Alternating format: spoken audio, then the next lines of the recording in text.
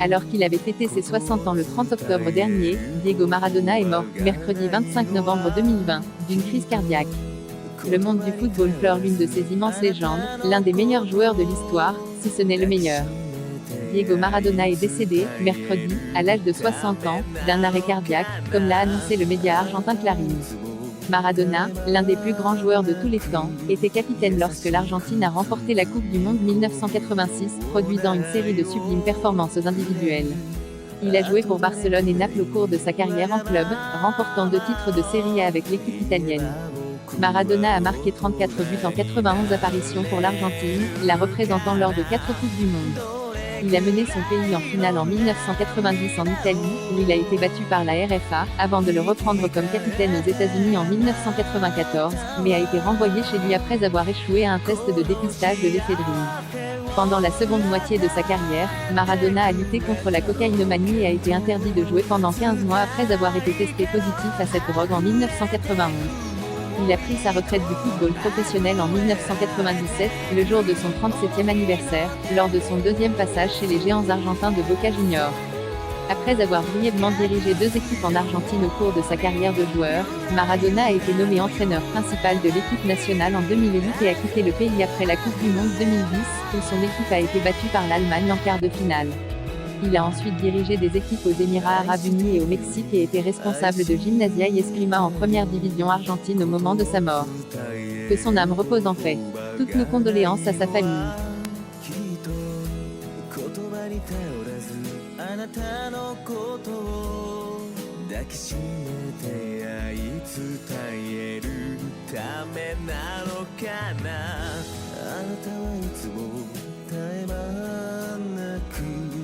優しく包み込むような愛をくれる。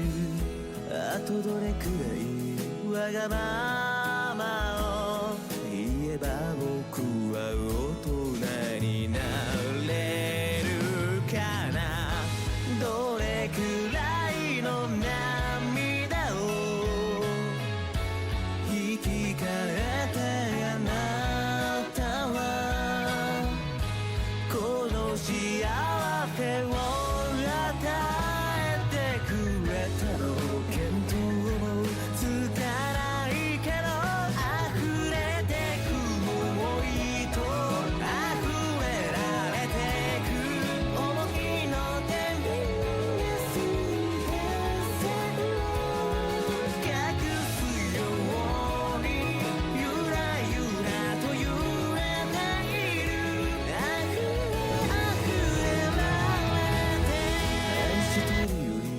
愛してることを伝える言葉がないのはきっと言葉に頼らずあなたのことを抱きしめて愛伝えるためなのかな。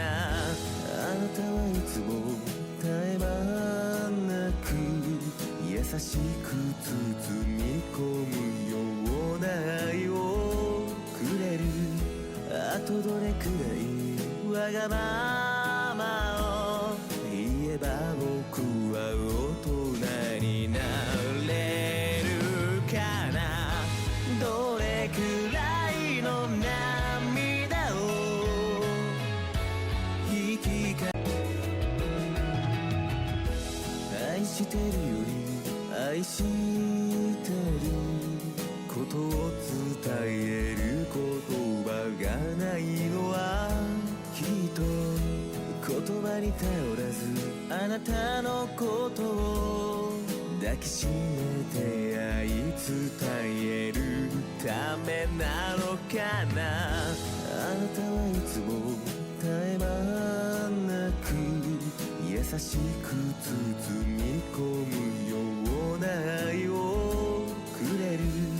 あとどれくらいわがままを言えば僕は大人になれるかな。どれくらいの涙を生き返